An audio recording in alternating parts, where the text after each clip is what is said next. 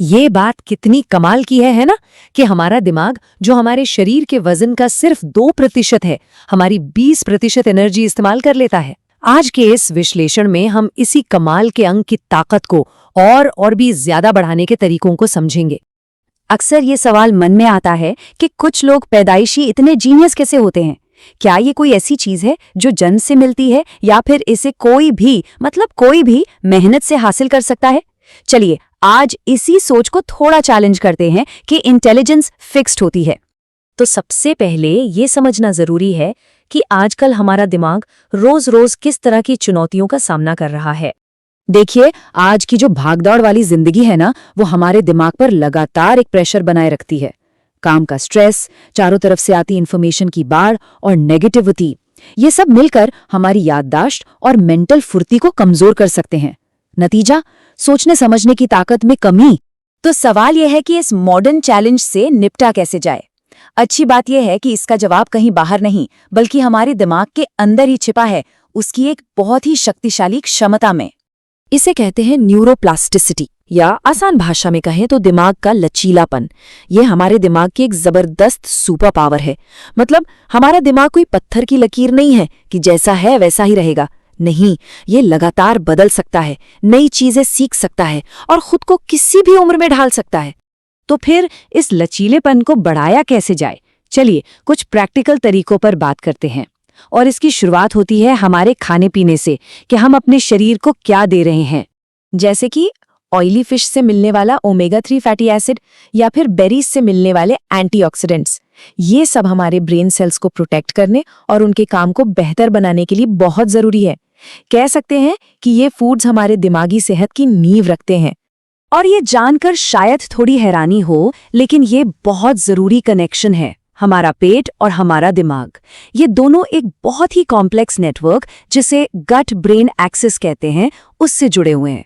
इसका मतलब ये हुआ कि हमारे पेट में जो अच्छे बैक्टीरिया होते हैं वो असल में हमारी सोच और हमारे मूड पर असर डाल सकते हैं। और हाँ, नींद की ताकत को तो कभी भी कम नहीं आंकना चाहिए। रात को जो 8 घंटे की अच्छी नींद होती है ना, वो हमारी यादों को पक्का करने और दिमाग से सारे टॉक्सिन्स को बाहर निकालने के लिए बहुत जरूरी है। तभी तो अगले दिन दिमाग फ्रेश होकर बेहतर काम कर पाता है। पानी पीना, ये एक बहुत ही सिंपल लेकिन पावरफुल आदत है। जब शरीर में पानी की कमी नहीं होती तो सेरोटोनिन और डोपामाइन जैसे जरूरी केमिकल्स बैलेंस में रहते हैं और इसका सीधा असर हमारी मेंटल क्लैरिटी और मूड पे पड़ता है। चलिए अब खाने पीने से आगे बढ़ते हैं और उन एक्टिव आदतों की बात करते हैं जो हमारे दिमाग को और मजबूत और लचीला बनाने में मदद करती हैं। जब हम एक्सरसाइज करते हैं तो ये सीधे हमारे दिमाग में नए सेल्स और ब्लड वेसल्स को बढ़ने में मदद करता है। ये होता है BDNF नाम के एक प्रोटीन की वजह से। इसे दिमाग के लिए एक तरह का खाद या फर्टिलाइजर समझ सकते हैं, जो सीखने की क्षमता और याददाश्त को जबरदस्त बूस्ट देता है।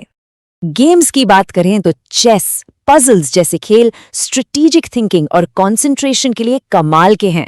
वहीं दूसरी तरफ बहुत ज्यादा स्क्रीन टाइम से मेंटल थकान हो सकती है, तो यहाँ बैलेंस बनाना बहुत जरूरी है।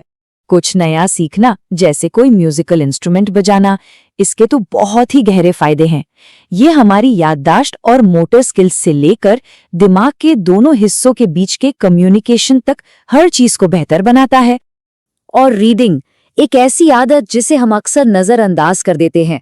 ये हमारे दिमागी लचीलेपन को बढ़ाने और उसे शार्प रखने के लिए एक बहुत ही जरूरी एक्सरसाइज है। ठीक है, अब बात करते हैं उन तरीकों की जो हमारे दिमाग के अंदरूनी माहौल पर फोकस करते हैं। मतलब हमारी सोच, हमारा माइंडसेट। ये एक बहुत ही पावरफुल खोज है। मेडिटेशन का मतलब सिर्फ रिलैक्स करना नहीं है, ये असल में फिजिकली हमारे दिमाग के स्ट्रक्चर को बदल सकता है। ये लर्निंग और मेमोरी से जुड़े हिस्सों को मजबूत करता है, जो न्यूरोप्लास्टिसिटी का एक जीता जागता सबूत है। पॉजिटिव माइंडसेट रखने से दिमाग की हेल्थ और ग्रोथ के लिए एक बेहतरीन केमिकल माहौल बनता है। ये स्ट्रेस को कम करता है, क्रिएटिविटी को बढ़ाता है और डोपामाइन और सेरोटोनिन जैसे फील गुड केमिकल्स को भी बूस्ट करता है। तो इन सारी बातों को जब हम एक साथ जोड़कर देखते हैं तो हम एक बहुत ही पावरफुल नतीजे पर पहुंचते हैं। ये सोचना कितना एम्पावरिंग है कि इंटेलेक्चुअल ग्रोथ हमारे कंट्रोल में है।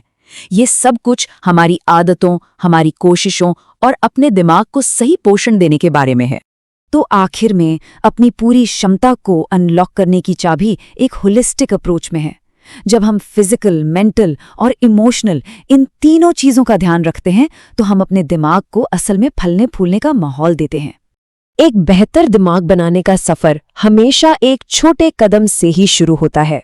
तो सवाल ये है कि आज वो कौन सी एक आदत होगी जिससे ये शुरुआत की जा सकती है।